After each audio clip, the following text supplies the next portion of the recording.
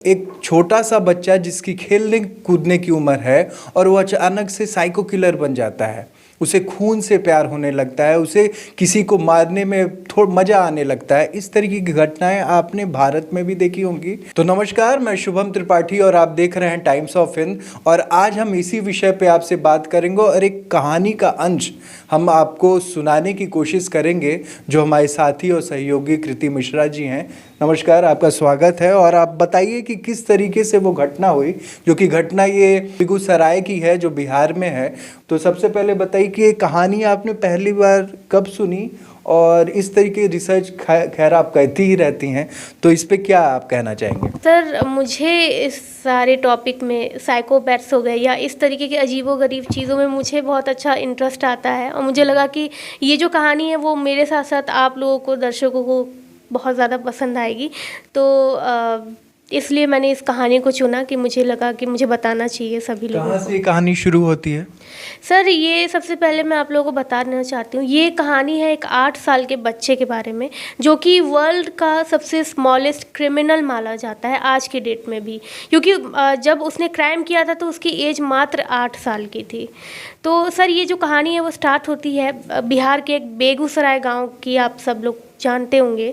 और ये time period था उस समय 2006 का। 2006 का जो टाइम पीरियड था वो इंडिया के पार्ट्स के लिए ही नहीं, बाकी बिहार जो है आप जानते हैं कि उस टाइम पे कितना पिछड़ा हुआ था। और उसका छोटा सा एक पार्ट था बेगूसराय। तो वहाँ पे एक गांव था बेगूसराय के अंदर। वहाँ पे जो बच्चा है उसका नाम है अमरजीत सादा। तो सादा फैमिली जो थी वो इतनी ज़्यादा पुअर थी, फाइनेंशियली इतनी वीक थी कि उन लोगों को बस ये था कि हमें 2 टाइम का खाना मिल जाए, यही हम लोगों के लिए बहुत बड़ी बात है। कोई लग्जीरियस सामान नहीं, कुछ भी नहीं। उन लोगों का बस मेन मोटिव ये था कि उन्हें 2 टाइम का खाना नसीब हो जाए। इसके लिए वो लोग दिन रात मेहनत करते थे। अब सादा फैमिली जो थी वो बहुत ज़्यादा बड़ी फैमिली थी, जॉइंट फैमिली थी। और उसमें कई सारे परिवार थे। एक ही जॉइंट फैमिली नहीं थी, बहुत ज़्यादा परिवारों का एक ग्रुप था और सबके घर आसपास थे। ये जो पॉइंट है वो बहुत ज़्यादा काम आने वाला है आगे, जो मैंने कहा कि एक घर के पास कई ज़्यादा घर एक साथ थे। तो और उसके मतलब इस बीच जो है कई सारा कज़न्स भी थे। परिवार बड़ा था तो बच्चे भी बहुत ज़्यादा थे। तो बच्चे आपस में खेला करते थे, कज़न्स थे, आपस में खेलते थे। बॉन्डिंग बहुत अच्छी थी कि कभी बोर नहीं होते थे। अपने हम उम्र बच्चे जो पा जाते हैं तो कभी बोर नहीं होते। तो ऐसे ही सब चल रहा था परिवार का। लेकिन एक टाइम ऐसा आया कि पता चला कि सादा परिवार की एक छोटी बच्ची, 3 साल की बच्ची गायब हो गई है। अच्छा। हाँ, 3 साल की बच्ची गायब हो गई। और जो क्या कहते हैं, उसके माँ बाप थे, मतलब काफ़ी परेशान हुई पूरी, क्योंकि फैमिली की ही बच्ची थी। पूरा परिवार परेशान हो गया। सबने डिसाइड किया कि हम अपने बच्चों मतलब को, ये बच्ची जो है सादा परिवार की ही थी? हाँ जी। मतलब ये जॉइंट फैमिली थी, काफ़ी बच्चे थे वहाँ पर। ठीक है, फिर उसके बाद? तो अब क्योंकि कज़न्स थी, एक दो, क्योंकि सारे कज़न्स ही थे, अब सब परेशान होने लगे कि बहन हमारी गई कहाँ पे। तो इसको तो बच्चे हर्डल्स में आ गए। तो अब माँ बाप ने क्या सोचा कि बच्चों को समझाया कि देखो, अभी आगे से तुम लोगों को नहीं निकलना है घर से बाहर, क्योंकि तुम्हारे साथ भी ये सब हो सकता है। तो अपने अपने बच्चों को उन लोगों ने जो क्वारंटाइन कर लिया कुछ समय के लिए, कि हमारे बच्चों के साथ ऐसा ना हो।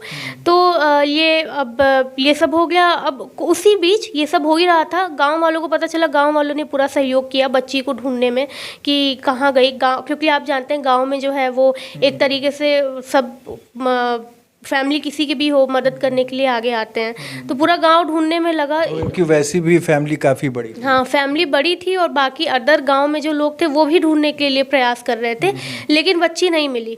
इसी बीच बच्ची नहीं मिली, लेकिन क्या हुआ कि एक और न्यूज़ सामने आई। जो अमरजीत थे, उनकी छोटी बहन इस दुनिया में आ गई थी। जब वो पैदा हुई तो फैमिली को ऐसा लगा कि चलो, एक बच्ची अगर गुम हो गई है, एक बच्ची को कुछ हो गया है या नहीं मिल रही है, तो उसके बदले में भगवान ने एक और लड़की हमारे पास भेज दी है। तो लोग उसका थोड़ा सा दर्द भूल गए इस बच्ची के आ जाने के बाद। तो ये जब हुई तो लोग इसमें मग्न हो गए। बच्ची को, उस जो 3 साल वाली बच्ची थी, उसको थोड़ा थोड़ा भूलने लगे। उसके बाद से क्या हुआ, अचानक से क्या हुआ कि 3 महीने बाद ये बच्ची भी गायब हो गई। अच्छा। 3 महीने बाद ये बच्ची भी गायब हो गई। तो क्या हुआ कि अब इस बार जो है गांव वाले फिर से आए सामने कि अचानक ये 5 महीने के अंदर क्या हो गया कि दूसरी बच्ची भी आपकी फैमिली की गायब हो गई। अब ये टॉपिक ये था कि जो सादा परिवार का जो वो थे मुखिया थे, यानी अमरजीत के जो डैड थे, उन्होंने इस बार जो है गांव वालों से कहा कि हम लोग अपनी बच्ची को ढूंढ लेंगे, विच वॉज वेरी स्ट्रेंज। तो अब गांव वालों को थोड़ा अजीब तो लगा क्योंकि दे वर सो रिस्पेक्टफुल टुवर्ड्स देयर फैमिली, तो उन लोगों ने कुछ बोला नहीं, लेकिन मन में कुछ तो चल रहा था कि कैसे अचानक से दूसरी बच्ची भी गई और इन लोगों को फिक्र नहीं हो रही है। लेकिन किसी ने कुछ बोला नहीं, वो मैटर भी क्लोज हो गया। लेकिन उसके ठीक 5-6 महीने बाद एक 3 साल की लड़की फिर गायब हो गई उसी गांव से। अब क्या हुआ कि ये लड़की जो थी वो उस फैमिली की नहीं थी, ये जो थी वो एक नॉर्मल, ये तीसरी लड़की थी। ये तीसरी, 2 लड़कियां तो सेम फैमिली की थी और ये तीसरी उस फैमिली की नहीं थी जो कि गायब हो चुकी थी। ये तीसरी जो लड़की थी वो उसी गांव की थी लेकिन इनके फैमिली की नहीं थी। हाँ, तो वो बच्ची 3 साल की थी। उसका डेली शेड्यूल ये था कि उसकी मदर जो थी उनका नाम देवी था, बच्ची का नाम जो था वो खुशी था। ये भी हालांकि ये क्लियर नहीं है कि खुशी था कि नहीं था, आर्टिकल्स मैंने पढ़े हैं उसके अंदर खुशी किसी ने दिया हुआ है कि खुशी नाम था। लेकिन उसके बाद से क्या हुआ कि बच्ची जो थी अभी न्यू एडमिशन हुआ था और स्कूल जाना उसने सीखा था, तो उसकी मदर उसको स्कूल में छोड़ के अपना खेत का काम करती थी, उसके बाद से वापस उसे लेने जाती थी, उसको लेके घर आती थी, यही रोज़ चलता था। तो एक बार क्या हुआ कि ऐसे ही वो स्कूल छोड़ के गई, अचानक से उनकी बच्ची मिसिंग हो गई। कई गांव वालों ने ढूंढा, इन सब कुछ हुआ, लेकिन उन्होंने अमरजीत की जो फैमिली थी उसकी तरह नहीं किया। इन्होंने सीधे पुलिस को बताया, एफआईआर जो है वो नोट करवाया। पुलिस, क्योंकि छोटी बच्ची ये गायब, पहली बार जो लापता बच्चे हो रहे थे, ये पहली बार एफआईआर हुई। मतलब इस तरह की घटनाएं, ये जो पहला बच्चा गायब हुआ फिर दूसरा हुआ, तो 2 बार कोई किसी फैमिली ने कोई एफआईआर या कोई कंप्लेंट नहीं की थी। जब ये तीसरी बच्ची गायब हुई तब पहली बार एफआईआर हुआ। ठीक है, फिर पहली बार एफआईआर हुआ। बेगूसराय पुलिस तुरंत एक्शन में आ गई क्योंकि बात 3 साल की बच्चे की थी। तो इन्वेस्टिगेशन के दौरान उन्हें पता चला कि इसी गांव से 2 बच्चियां और गायब हुई हैं और कहीं और की नहीं, वो सादा फैमिली की ही हैं। इन्वेस्टिगेट करते करते वो सादा फैमिली के पास पहुंची और उन लोगों ने बताया कि उन लोगों ने पूछा कि यहाँ पे अगर 2 बच्चियाँ पहले गायब हुई हैं तो आप लोगों ने इसका रिपोर्ट क्यों नहीं दर्ज करवाई थी पुलिस स्टेशन में।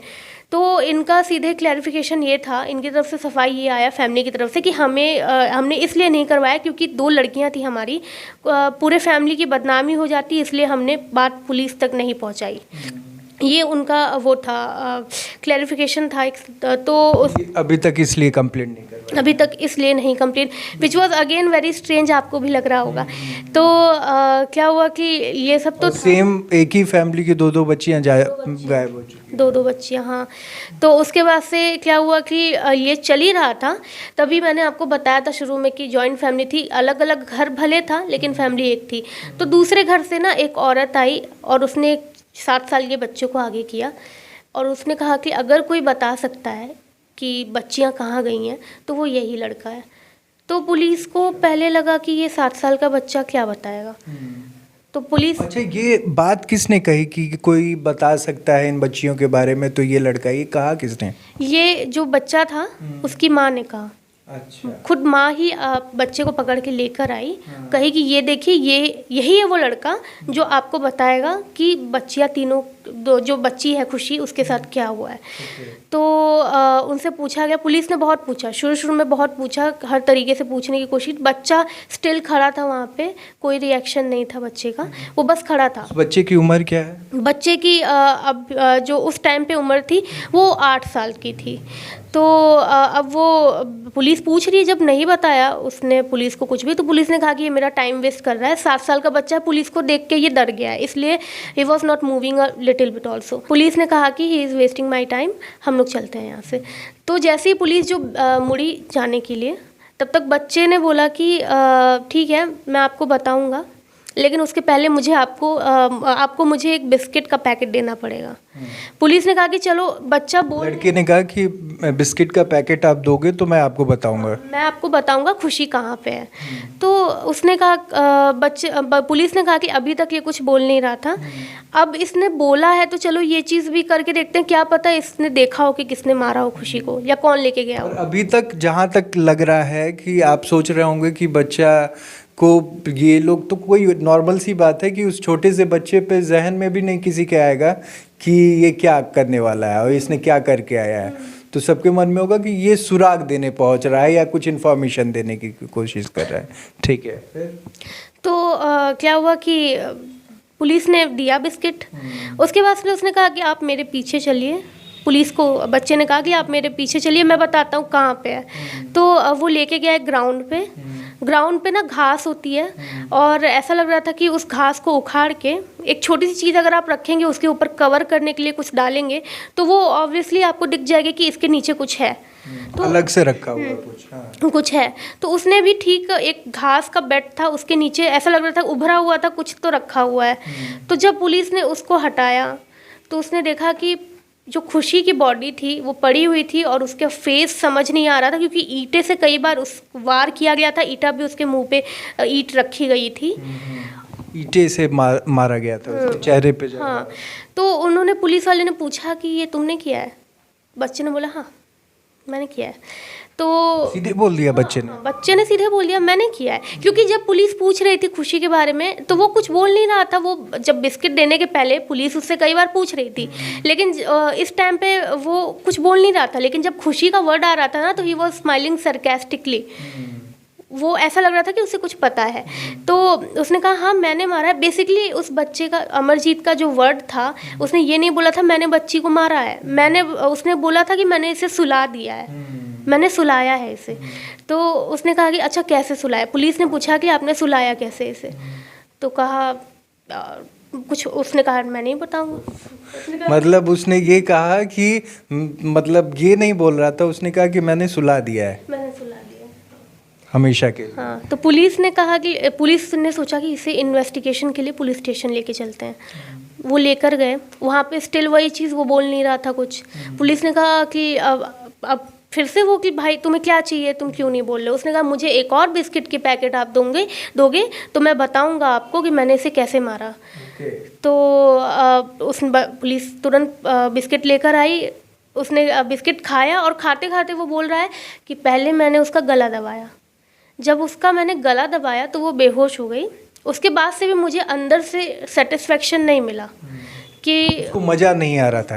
मतलब गला दबाने के बाद भी उसको पूरा उस तरीके का आनंद नहीं मिल रहा था, या वो जो चाह रहा था वो पूरा नहीं। फिर क्या सेकंड स्टेप? हाँ, उसने गला दबाया, उसने कहा कि वो बेहोश हो गई। मुझे इतने में अच्छा नहीं लगा कि इतनी जल्दी कैसे। उसने क्या किया कि जब वो बेहोश हो गई तो, अच्छा गला दबाया तो मर चुकी थी? बेहोश हो गई थी। अच्छा, बेहोश हो गई थी। एक 8 साल का बच्चा अगर गला दबाएगा तो शायद मरने की पॉसिबिलिटी उतनी ना हो, तो वो बेहोश हो गई थी। तो उसे लगा कि इसके साथ कुछ और करना चाहिए। तो वो ईंट होते हैं वो लेकर आया, उसके फेस पे कॉन्टिन्यूअस मारने लगा। जब वो मारने लगा तो वो चिल्लाने लगी। वो इतने तेज़ से मारने लगा, आप सोचिए वो बेहोशी की हालत में वो चीखने लगी थी। जब वो चीखने लगी थी तो वो कॉन्टिन्यूअस और ज़्यादा मारने लगा, जब तक कि वो मर नहीं गई। जब तक उसकी सांसें नहीं थम गई ना, वो तब तक उस पर वार करता रहा। और उसने कहा कि जब वो पूरी तरीके से मर गई तब मुझे अंदर से सेटिस्फेक्शन हुआ कि वो मर गई। और उसके बाद से फिर पुलिस ने ना डरते डरते ये चीज़ पूछा कि जो आप अभी की 2 लड़कियां मरी हैं वो आप ही के फैमिली की हैं क्या? मतलब पुलिस ऐसी तुक्के मार रही थी कि शायद पता हो। उसने कहा कि उन दोनों को भी मैंने ही मारा है। तो पुलिस ने कहा कि उन दोनों को भी तुमने मारा है? तो उन्होंने कहा हाँ। तो बच्चे ने बताया कि मैंने उन दोनों को भी मारा। जो मेरी कज़न सिस्टर थी, पहला मर्डर जो था मैंने ही उसने सीधे कहा कि मैंने उन दोनों को मारा है। जब ये पुलिस ने सुना तो पूरी जो सादा फैमिली थी, अमरजीत की फैमिली, उसको पुलिस स्टेशन में बुला लिया गया एट अ टाइम। वो पुलिस स्टेशन पहुंची वो फैमिली, और उससे पूछा गया कि आपने ये चीज़ क्या है ये मैटर। तो उसके जो फैमिली थे, अमरजीत के जो डैड थे, मॉम थी, उन्होंने कहा कि जो है पहले जो है जो कज़न को इसने मारा था, मतलब हमारे यहाँ से 3 साल की लड़की जब गायब हुई थी, बेसिकली मरी थी, तो वो अमरजीत ने ही मारा था। हमने इस चीज़ को इसलिए नहीं बोला क्योंकि तब अमरजीत जो है वो 7 साल का था। हमने सोचा कि अगर अभी बोल दिया जाएगा तो मेरा बेटा जेल में चला जाएगा, पुलिस को हमने बता दिया तो इतनी छोटी सी उम्र में वो जेल में चला जाएगा। इसलिए हमने पूरी फैमिली को कहा कि शांत रहा जाए, इस बारे में गाँव वालों को पता नहीं चलना चाहिए। दूसरा मर्डर जब इसने किया वो उसकी खुद की सगी बहन का था। जब इन्वेस्टिगेशन चल रहा था कज़न सिस्टर पे, तब ये पैदा हुई थी और 3 महीने की उम्र में इसने मार दिया था। अब दूसरी बार भी ये हुआ कि नहीं बता सकते हैं क्योंकि बच्चा अभी स्टिल वो छोटा ही था, नहीं बताएंगे क्योंकि बदनामी होगी घर की। लेकिन उस टाइम पे ना, जब इसने अपनी सगी बहन का मर्डर किया था, उस टाइम पे इसके माँ बाप जो हैं इससे नफ़रत करने लगे थे। पेरेंट्स को ये था कि इसके जो फादर थे वो खुद इससे डरने लगे थे कि इस उम्र में इस टाइप की चीज़ें, और इसकी मर्डर एकदम हेट करने लगी थी क्योंकि अपनी सगी औलाद को जो मार दिया गया तो माँ का क्या ही होगा। तो उस टाइम पे वो चीज़ हट गई थी, मतलब मर्डर तो एकदम हेट करने लगी थी। लेकिन जब ये तीसरा मर्डर हुआ तो आपने, मतलब मैंने आपको बताया कि खुद अमरजीत की मदर आगे लेकर आई अमरजीत को कि ये बताएगा कि इसने क्या किया है। उस टाइम पे सब कुछ ख़त्म हो गया। तो उन लोगों ने सोचा कि अब बस बहुत हो गया, अब नहीं हो रहा है, अब बर्दाश्त के बाहर हो चुका है। तो उसके बाद से अमरजीत जो है वो मतलब ये बताया गया कि उसके बाद से पता चला कि दोनों बच्चों को इसी ने मारा है। उसके बाद से ये पूरी फैमिली पे जो है केस तो चला है कि आपने एक क्राइम आपने भी किया है, इस बात को छुपा के कि आप ही के बच्चे ने मारा है दोनों लड़कियों को। ये एक तरह से एक क्राइम ही है, छुपाना इस चीज़ को। तो उस पर भी धाराएं, कई ज़्यादा एक्शन लगे उन फैमिली पे भी। अमरजीत को क्या किया गया, क्योंकि वो 8 साल का बच्चा था तो स्पेशल अरेस्ट के अंदर उसे रखा गया, और जहाँ पे कई तरह के साइकोलॉजिस्ट और ह्यूमन बिहेवियर रिसर्चर जो होते हैं वो आए, और उन लोगों ने मतलब बेसिकली इसीलिए आए क्योंकि इंडिया में इस टाइप का केस पहली बार देखने को मिला। तो बहुत इतने छोटे उम्र का बच्चा है। हाँ, तो तमाम तरह के जो रिसर्चर्स थे ह्यूमन बिहेवियर वाले वो आए और उन लोगों ने पूछताछ शुरू की, क्योंकि बाद में ये पाया गया ना कि वो इतने फाइनेंशियल वीक हैं कि उनके घर पे टीवी भी नहीं था। अब टीवी नहीं था तो वॉयलेंस वाली चीज़ें तो बच्चा देखेगा नहीं, तो उसके माइंड में इस टाइप की चीज़ें धारणा कहाँ से आ गई कि मारना और इस तरीके से मारना, मतलब मारना और कैसे मारना, ये कैसे उसने सोच लिया, क्योंकि टीवी भी नहीं था घर पे। तो जैसा कि आपने पूरा का पूरा कहानी देखा और सुना भी, आप समझ पा रहे होंगे कि किस तरीके से चीज़ें बदलती चली गई, और उस छोटे से 7 साल 8 साल के बच्चे के मन में इस तरीके का फितूर कैसे चलना शुरू हो गया, और वो धीरे धीरे, मतलब वो कहते हैं ना कि गला दबाकर बेहोश करने के बाद भी उसके मन को शांति नहीं मिल रही थी। और ये शांति कब मिलती, जब उसको ये लग जाता कि ये पूरी तरीके से ख़त्म हो चुका है। मतलब उसने ये कहा कि जब मैंने उसको पूरी तरीके से सुला दिया या ख़त्म कर दिया तब उसको सुकून मिला। तो सोचने वाली बात ये है कि इतनी पूरी कहानी, और ये हकीकत कहानी है, और इस घटना से बहुत सारी चीज़ें सामने आई, और ये सामने आने के बाद हमें पता चला कि इस तरीके की घटनाएं और भी बाहर देशों में होती हैं, और इसको एक बीमारी का भी रूप दिया गया है। जैसे कि वो मेंटल हॉस्पिटल में गया, जब उसके चेकअप हुए तो कुछ पाया गया, क्या पता चला उस पर? जैसे कि मैंने आपको बताया कि बहुत सारे रिसर्चर्स आए थे, ह्यूमन बिहेवियर वाले या साइकोलॉजिस्ट भी आए थे। मतलब उस टाइम मतलब इतना पूछा गया, इतना डेप्थ में उस बच्चे से पूछा गया, लेकिन फिर भी निष्कर्ष नहीं पा पाए वो लोग कि उस उम्र में वो कहाँ से आखिर वो माइंडसेट उस बच्चे ने पाया, क्योंकि ना टीवी था, ना कोई ऐसा एडवांस टेक्नोलॉजी था उस टाइम पे कि बच्चा ये सब सीखेगा। लेकिन अभी क्या हुआ, रिसेंटली पता चला है कि 2018 में, वो 2016 की बात है, 2016 में जो है वो 18 साल का हो गया था, और उसका नाम और उसका प्लेस दोनों चेंज कर दिया गया, क्योंकि वो रखा गया था स्पेशल अरेस्ट के अंदर।